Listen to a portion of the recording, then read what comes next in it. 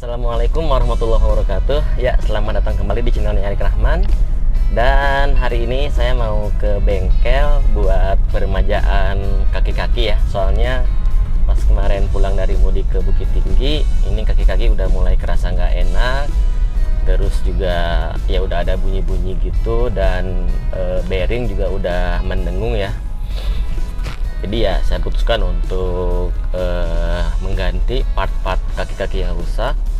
Dan sebetulnya sih sama bengkel belum dicek semua ya, part apa saja yang rusak.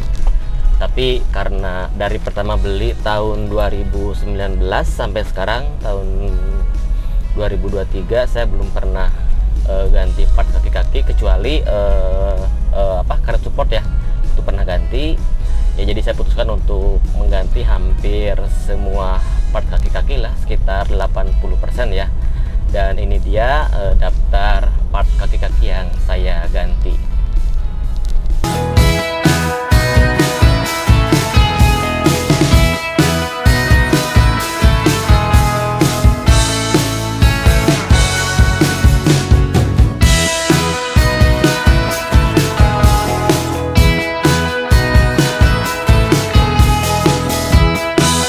Nah, dari daftar kaki-kaki tadi hampir 70% lah saya pakai yang ori ya. Soalnya buat kaki-kaki jadi biar kuat. Sedangkan untuk bearing saya pakai yang NTN. Terus untuk yang apa tadi ya, tie rod saya pakai yang merek 555 Jepang. Terus shock breaker depan saya pakai APM ya, dari Bapak Rohman Muhammad, admin Gariloy, dan juga Mamang Kaisi apa sih DJP Ardanui ya. Dan nanti juga saya akan sekalian ya sedikit review lah shock breaker APM ini apakah benar-benar empuk atau enggak.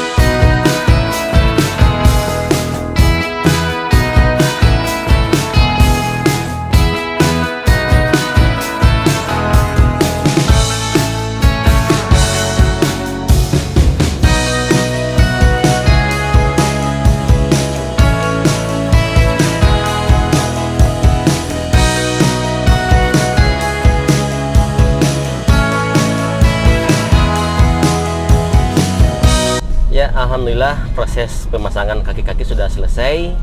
Dan sekarang saya akan ke tempat spuring ya. Kita spuring dulu, soalnya ini handlingnya masih belum enak ya.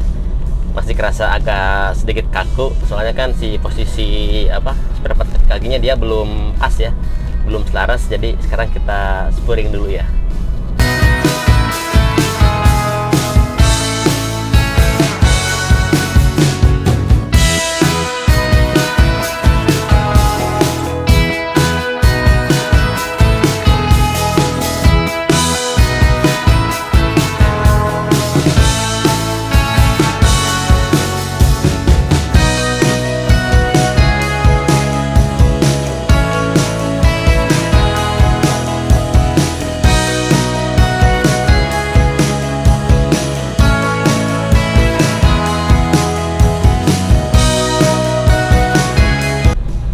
alhamdulillah mobilnya sudah beres di spuring dan sekarang handlingnya jadi enak ya. Dan yang saya rasain setelah ganti spare part kaki-kaki, yang pertama sebelumnya kalau pas belok itu kerasa oblak ya, mungkin dari rack setirnya sudah sedikit oblak. Dan tadi rack setirnya sudah dibongkar ya, sudah diservis, dan sekarang pas belok berasa enak ya. Nah itu yang pertama. Yang kedua, sebelumnya kalau pas setir dibelokin itu ada bunyi gelek gitu ya, mau ke kiri mau ke kanan juga sama, ada bunyi gelek. Kalau tulang itu kayak semacam klek, nah semacam kayak klek gitulah. Nah itu ada. Nah sekarang tadi udah dicobain ya, pas belok sampai mentok kiri kanan udah nggak ada suara itu lagi. Nah itu yang kedua. Kemudian yang ketiga, nah ini pas kena jalan yang nggak rata atau polisi tidur, ada bunyi jidak-jiduk gitulah ya, pokoknya agak sedikit berisik lah, kayak ada suara besi-besi gitu. Nah nanti kita coba ya di jalan yang nggak rata dan di polisi tidur ya. Oke, sekarang kita coba di polisi tidur ya. Ya, suara-suara berisiknya udah nggak ada. Coba lagi di polisi tidur ya. Sip, suara berisik udah nggak ada. Dan kita coba ya keempukannya seperti apa shockbreaker APM ini. Ya cukup empuk. Oke, coba lagi ya.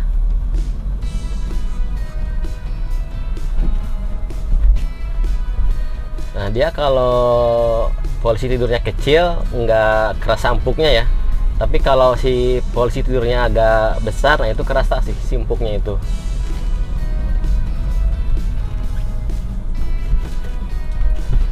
Nah jadi si karakter APM ini dia cukup empuk ya, jadi lebih ngayun gitu. Kalau yang sebelumnya kan empuk juga yang si shockbreaker orinya, tapi karena dia udah lemah ya, jadi agak ada jeduknya gitu. Nah kalau bedanya itu si APM ini dia karakternya itu empuk dan lebih ngayun gitu ya. Nah kalau yang belakang kan saya pakai yang ori Nissan ya, jadi kalau yang belakang nggak begitu ngayun sih. Nggak tahu karena belakang kosong ya. Kalau depan kan dia ada beban mesin dan juga ada berat badan saya, jadi mungkin ya dia lebih ngayun gitu si shockbreakernya itu. Tapi so far ini enak loh APM ini.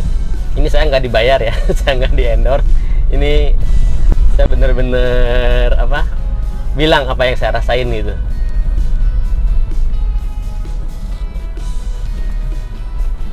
Ya enak bener. Ini kondisi shockbreaker APM baru dan juga kondisi kaki-kaki yang baru juga ya semuanya ya. Saya nggak tahu kalau misalkan kaki-kakinya nggak diganti terus pakai shockbreaker APM baru ini apakah seempuk ini atau enggak. Tapi kalau yang saya rasakan ini kaki-kaki udah diganti semua, pakai shockbreaker APM ini enak, empuk. Nah nanti kita coba di jalan yang enggak rata ya, apakah empuk atau enggak. Nah enak sih lewat polisi tidurnya ya, dia rebound itu cepat, set enak, lebih ngayun. Nah di depan ada jalan yang enggak rata. Oke.